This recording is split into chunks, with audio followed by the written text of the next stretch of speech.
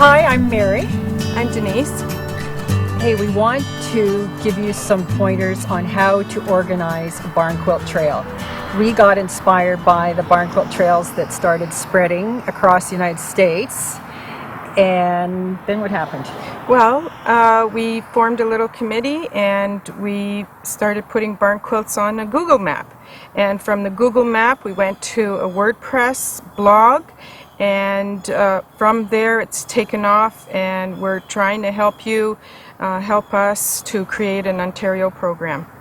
So the thing is, you want to know, well, how did they do it? So we got online, and thankfully organizers of the American Barn Quilt Trail projects took the time to share their resources. So it made it so much easier for us, like how they raised the money, how they picked places for the barn quilts, how to paint a barn quilt. So we got excited and want to share that across Ontario. So we're trying to gather up all the best practices and organize them online on a website and making a few videos. Yeah, so we've put together a best practice package, and we're not saying that we know everything about how to paint something that's going to be outside and in our Ontario weather.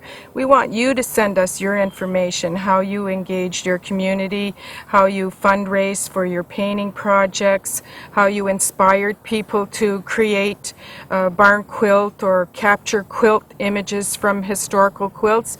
We want you to share with us how you got your community involved in a project. So enjoy.